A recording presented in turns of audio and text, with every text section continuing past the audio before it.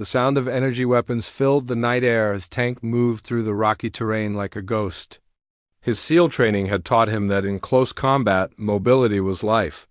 While Coalition forces hunkered down behind their failing energy shields, Tank used the darkness and confusion to his advantage. The Vorthons were unlike any enemy the Coalition had faced before. Standing nearly 8 feet tall with chitinous armor naturally grown from their bodies, they moved with predatory grace despite their size. Their weapons fired coherent energy beams that could slice through most known materials, and their tactical coordination was flawless. What they didn't expect was a lone human operating behind their lines. Tank had already eliminated 6 Vorthon infiltrators when he spotted their main objective, a heavy weapons team setting up a plasma cannon aimed at the outpost's primary power generator.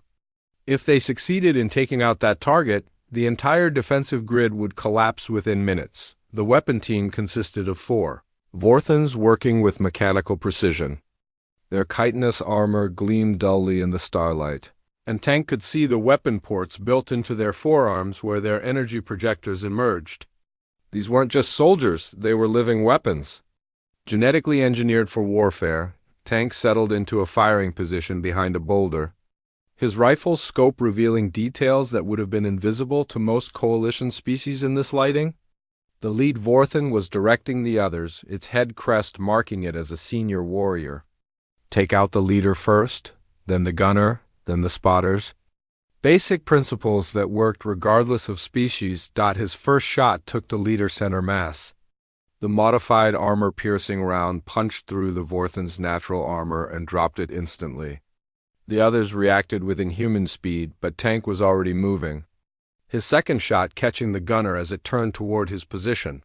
The remaining 2 Vorthons opened fire, their energy beams scorching the rocks where Tank had been moments before. But fighting a human in broken terrain at night was like fighting smoke. He appeared from angles they didn't expect, struck with precision they couldn't match, and vanished before they could respond effectively. When the engagement ended 30 seconds later, 4 elite Vorthon warriors lay dead, and their plasma cannon was slag. Tank was already moving toward his next objective, the communication hub the enemy had established in a cluster of fallen trees. Back at the outpost, the situation was deteriorating rapidly. Major Thex's voice crackled over the emergency frequency, his usual arrogance replaced by barely controlled panic. All units, fall back to the secondary perimeter. Shield grid is at 30% and failing. We need immediate orbital support. Negative on orbital support, came the reply from the Coalition fleet commander. Vorthon vessels have established an interdiction field. No ships can approach the planet for at least 4 hours. Tank listened to the chatter while methodically eliminating enemy forward observers. The Coalition was fighting exactly as their doctrine prescribed, falling back to stronger positions, calling for technological solutions, trying to buy time for superior firepower to resolve the situation.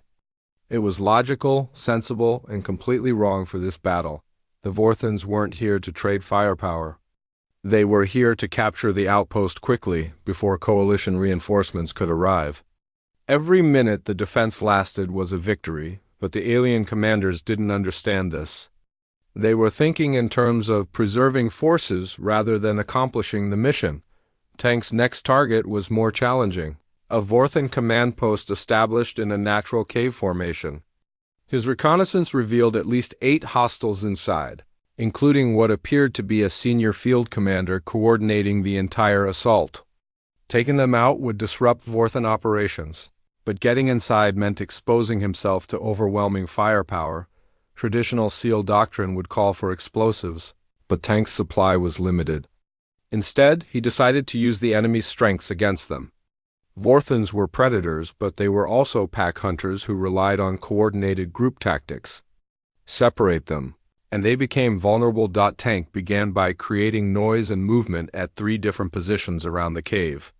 The Vorthons inside responded predictably, sending out patrol teams to investigate the disturbances. When the first team emerged, Tank was waiting with carefully placed shots that dropped them before they could alert the others. The second team followed 5 minutes later, drawn by their failure to report in. Tank eliminated them with equal efficiency, using suppressed fire from a different position to maintain confusion about his location and numbers. By the time the Vorthan commander realized what was happening, half his force was dead and Tank was already inside the cave. The close-quarters battle that followed was brief and brutal. Vorthans were designed for open combat where their reach and energy weapons gave them advantages. In the confined space of the cave, a human's smaller size and superior agility proved decisive. Tank emerged from the cave covered in alien blood but uninjured, carrying the Vorthan command unit that had been coordinating the assault. Within minutes, he had accessed their tactical network and transmitted their positions to the Coalition Defense Force. The effect was immediate and dramatic. Coalition energy cannons, now provided with precise targeting data, began systematically eliminating Vorthan positions. The assault force, suddenly deprived of coordination and caught in crossfires they couldn't escape, began to falter, but Tank wasn't finished.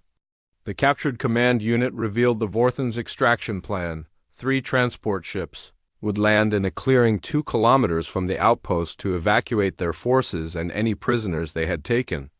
If Tank could reach that landing zone first, he could turn an orderly withdrawal into a rout, the run-through hostile territory tested every skill Tank had learned in 2 decades of special operations. Vorthan patrol teams were converging on the extraction point, and he had to move faster than they did while avoiding detection. His human endurance, evolved for persistence hunting on the African plains, served him well. While the Vorthans were built for short bursts of incredible speed and power, they couldn't maintain a sustained pace over long distances. Tank reached the landing zone 30 minutes before the extraction ships were scheduled to arrive. The clearing was perfect for his purposes, surrounded by elevated positions that provided excellent fields of fire while offering multiple escape routes. He quickly established 3 separate fighting positions, pre-positioning ammunition and equipment at each location. When the first transport ship descended through the atmosphere, Tank was ready. His rifle, loaded with armor-piercing ammunition, proved devastatingly effective against the ship's landing thrusters. The transport crashed in a fireball that lit up the night sky and scattered burning debris across the clearing. The second ship tried to land despite the obvious ambush. Tank's concentrated fire damaged its main engines, forcing it to make an emergency landing that left it vulnerable to his follow-up attacks. The crew emerged to find themselves trapped in a killing field with nowhere to run. The third transport ship's pilot showed more intelligence, aborting the landing when he saw the wreckage of his companions. But Tank had anticipated this reaction. As the ship climbed for altitude, it passed directly over his position at low speed. A carefully placed shot into the fuel line sent it spinning out of control to crash in the forest beyond the clearing, with their extraction plan in ruins. The surviving Vorthans found themselves trapped on a hostile planet with no means of escape.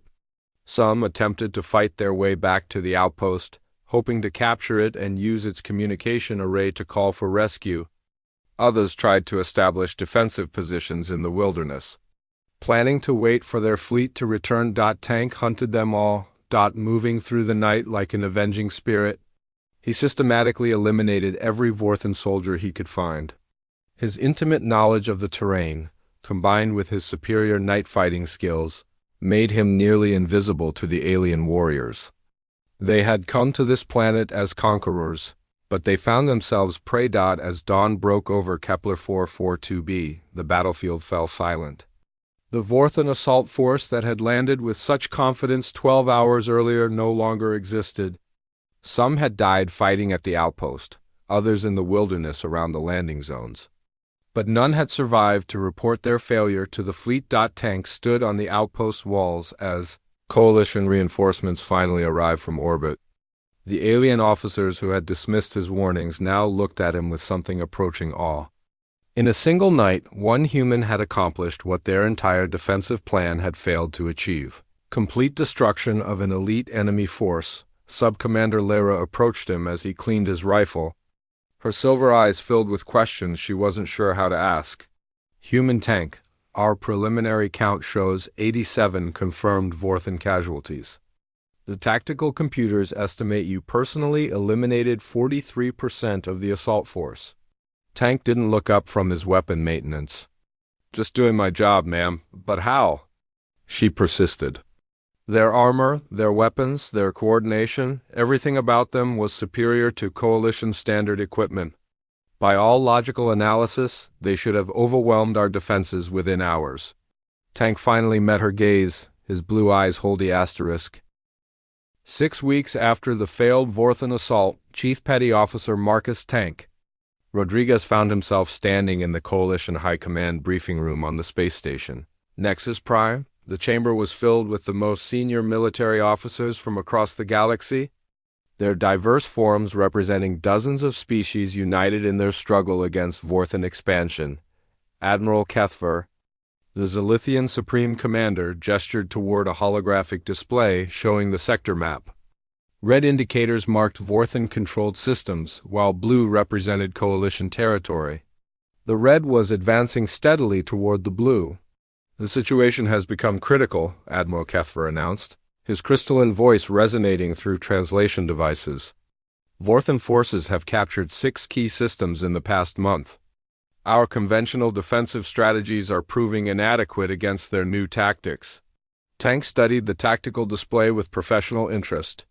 The Vorthans had clearly learned from their defeat at Kepler 442b. Instead of direct assaults on fortified positions, they were now using infiltration teams, sabotage, and psychological warfare to weaken defenses before striking. It was a human approach to warfare, and the Coalition's technology-dependent forces were struggling to adapt. "Human Tank," Admiral Kethver continued, "your performance at Outpost 7 has been analyzed by our tactical computers. The results are unprecedented." Major General Tisara, a tall insectoid Craxi officer, stepped forward. Her mandibles clicked disapprovingly as she spoke.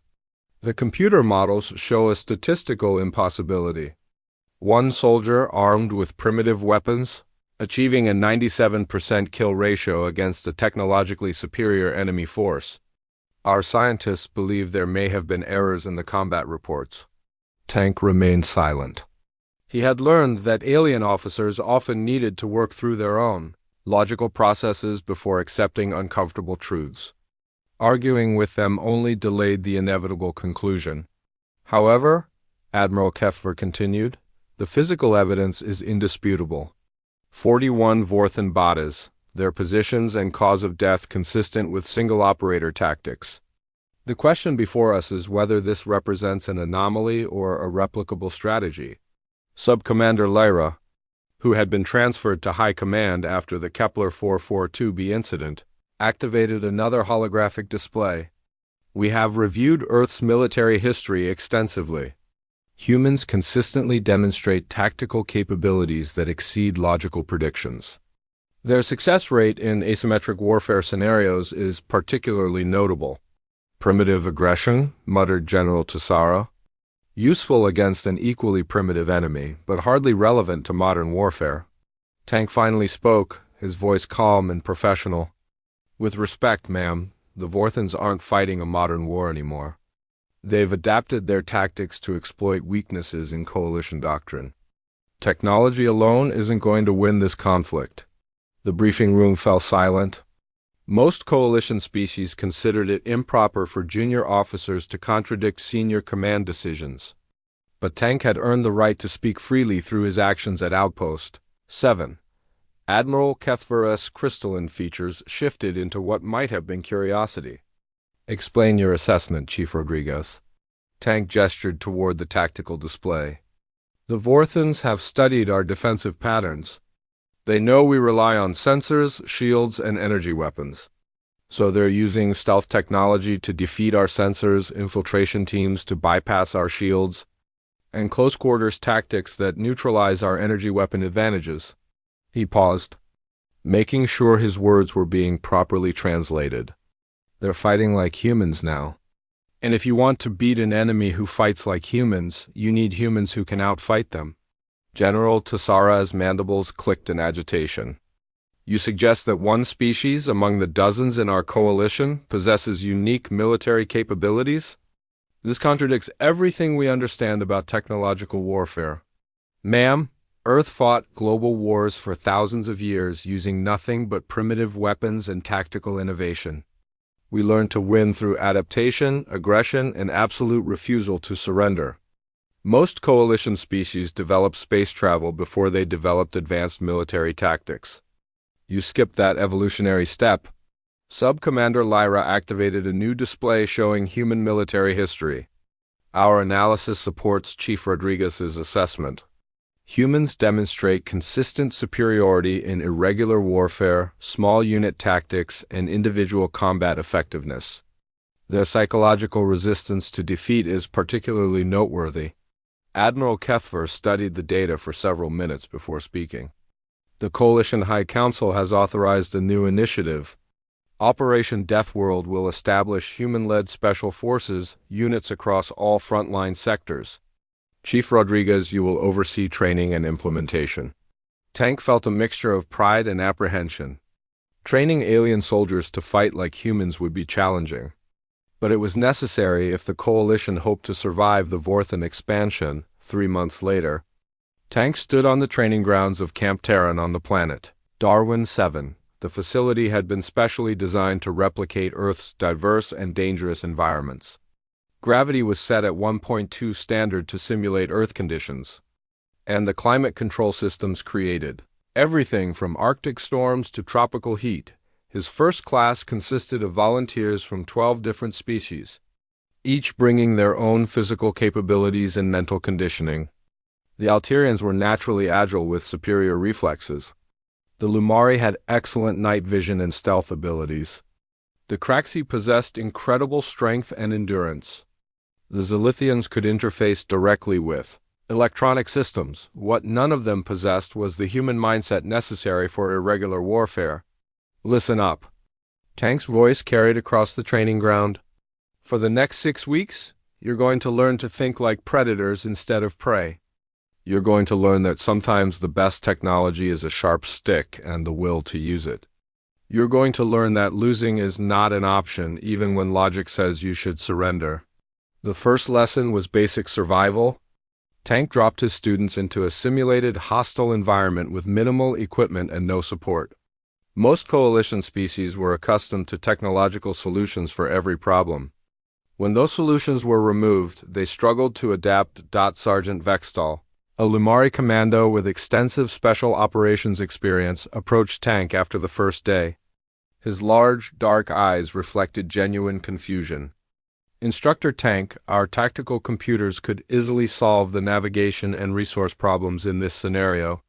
Why are we prohibited from using them? Tank handed him a primitive compass made from magnetized metal and a piece of wood. Because when you're behind enemy lines and your technology fails, you'll still need to find your way home. Humans learned to navigate by the stars because we had to. Now you're going to learn the same skills. The alien students struggled initially, but gradually began to adapt. The Alterians discovered that their 4 arms gave them advantages in close-quarters combat, when they learned to coordinate all 4 limbs simultaneously. The Kraxi found that their natural armor allowed them to use tactics that would be suicidal for other species. The Lumari became masters of silent movement and night operations. More importantly, they began to develop the human mindset that valued mission accomplishment above personal safety. It was a difficult transition for species that had evolved on relatively safe worlds. But Tank was relentless in his training methods. The first field test came when Vorthan forces attacked the Coalition supply depot at Rigel Station. Tank's newly trained Special Forces team was deployed to support the defense, operating independently of the main Coalition force. The battle lasted 3 days, but the outcome was never in doubt. Tank's alien students had learned to fight like humans, using terrain, misdirection, and calculated aggression to neutralize superior numbers and technology.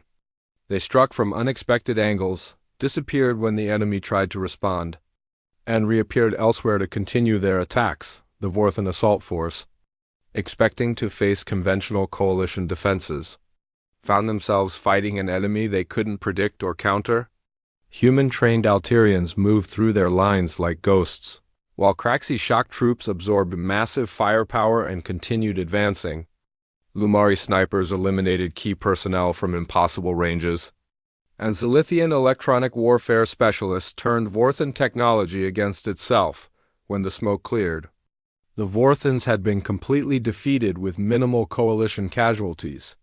The victory sent shockwaves through both military hierarchies. Admiral Kethver's personal message reached Tank within hours of the battle's conclusion. Chief Rodriguez, preliminary analysis shows a 200% increase in combat effectiveness among forces trained in human tactics. The High Council has authorized immediate expansion of Operation Deathworld to all coalition military units. Tank smiled as he read the message. It had taken a galaxy-spanning war to prove what he had always known, that humans brought something unique to the cosmic community. Not superior technology or physical capabilities, but the simple, stubborn refusal to accept defeat. Over the following months, human military advisors spread throughout coalition space. They established training facilities on dozens of worlds, teaching alien soldiers to fight with human Tay. The morning sun cast long shadows across the rocky outpost on planet Kepler 442b. As Chief Petty Officer Marcus Tank, Rodriguez checked his rifle for the 100th time. 3 months had passed since the Galactic Coalition established this forward operating base, and Tank was the only human among the diverse alien forces, defending the Outer Rim against the Vorthan Empire's expansion. The Coalition had been skeptical when Earth requested to send military advisors to the front lines. Most species viewed humans as a young, primitive race barely capable of spaceflight. Tank remembered the condescending looks from the Zilithian commanders when he first arrived, their crystalline faces barely hiding their amusement at the baby species trying to contribute to a galactic war. "Human Tank," came the melodic voice of Sub-Commander Lyra, a tall, blue-skinned Alterian with 4 arms and large, silver eyes. "The morning patrol reports no enemy movement in sectors 7 through 12. Perhaps you should rest. Your kind requires more sleep than ours." Tank adjusted his tactical vest and shouldered his modified M4A1 rifle. The weapon had been upgraded with alien technology, but he insisted on keeping the human design. It felt right in his hands, like an extension of his will. "Appreciate the concern, ma'am, but I'll take the perimeter walk," Tank replied, his voice steady and professional. "Something doesn't feel right today." Lyra's secondary arms gestured dismissively. "Your human intuition is noted, but our sensors show no anomalies. The Vorthans haven't attempted an assault on this position in weeks." Tank had learned not to argue with alien logic. Their technology was superior, their sensors more advanced, their tactical computers more sophisticated, but they lacked something humans had, developed through millions of years of evolution on a death world, the ability to sense danger when all logic said there was none. The outpost defended a crucial supply route between 3 coalition worlds. If the Vorthans captured it, they could cut off reinforcements to the entire sector. The base housed 200 coalition soldiers from 12 different species, each bringing their own strengths to the defense. The Zilithians provided shield technology. The Alterians offered superior reflexes and coordination. The Craxi brought heavy weapons, and the Lumari contributed their natural night vision and stealth capabilities. Then there was Tank, one human with an outdated rifle and what everyone called primitive instincts. As he walked the perimeter, Tank studied the terrain with practiced eyes. The outpost sat on a plateau surrounded by deep ravines and rocky formations, perfect for concealing an attacking force. Coalition doctrine relied heavily on sensor arrays and energy shields, assuming technology would provide adequate warning of any assault. Tank had tried explaining the concept of reconnaissance by fire, of probing attacks, of using terrain to mask movement. The alien commanders listened politely and then returned to their computer models and probability calculations. They fought wars like chess matches, old logic and predetermined moves. Humans fought wars like wild animals with cunning, adaptability, and an absolute refusal to surrender. The communication array crackled to life as Tank reached checkpoint 3. "All stations, this is command. Long-range sensors detect a Vorthan fleet approaching the system. Estimated arrival in 6 hours. All defensive positions. Prepare for possible assault. Tank's blood turned cold. 6 hours wasn't enough time to fully prepare, but it was too long to maintain peak alertness. The Vorthans were masters of psychological warfare, using time and uncertainty as weapons. They would arrive when coalition forces were tired from waiting. When alert discipline had degraded, he activated his CUM unit.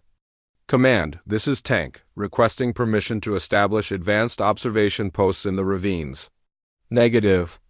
Tank, came the reply from Major Thex, a Craxi officer with the tactical flexibility of a brick wall. All personnel will remain within the defensive perimeter. Our shields can withstand any assault the Vorthans can mount. Sir, with respect, those ravines provide perfect concealment for infiltration teams. If they get sappers close to our shield generators, your concerns are noted and dismissed, human. Maintain your assigned position. Tank bit back his frustration. In every joint operation he'd participated in, the same pattern emerged. Alien species relied so heavily on their superior technology that they forgot the most basic principles of warfare. They had shields, so they didn't dig trenches.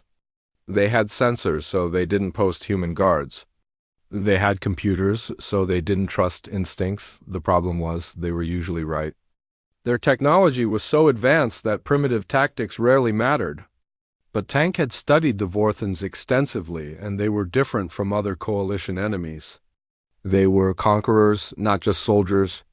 They understood that sometimes the primitive approach was the most effective. As the hours passed, tension filled the outpost like a thick fog. Coalition forces manned their energy cannons and checked their shield generators. Tank noticed how they clustered together, finding comfort in numbers and technology. It was natural behavior for species that had evolved on relatively safe worlds. Humans had no such luxury. Earth was a planet where everything tried to kill you: the weather, the animals, the geography, even the microscopic organisms. Humans learned to fight alone, to trust their own skills above all else, to find strength in isolation rather than weakness. When the first reports came in of Vorthan ships entering the system, Tank was already in position at the most vulnerable approach to the base. He had ignored direct orders and established his own observation post in a rocky outcrop 300 meters from the main perimeter.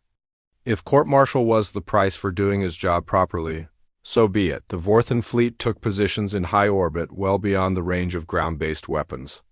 For 2 hours, nothing happened. Coalition forces began to relax. Assuming the enemy was planning a traditional orbital bombardment followed by a direct assault on the shields, Tank knew better. The Vorthans weren't here to destroy the outpost. They were here to capture it intact. That meant ground assault, probably under cover of darkness when most coalition species suffered reduced effectiveness.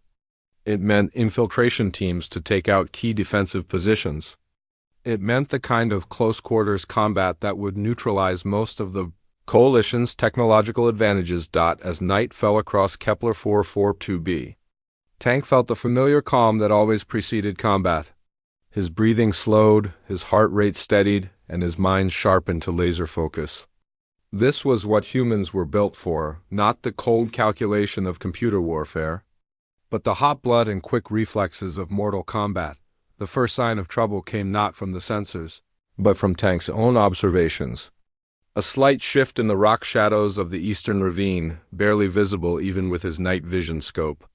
Most sentries would have dismissed it as natural movement, wind-blown debris, or harmless local wildlife. Tank had spent his entire military career learning to distinguish between natural movement and deliberate concealment. The pattern was wrong, too regular, too purposeful. Something was moving through that ravine with military precision.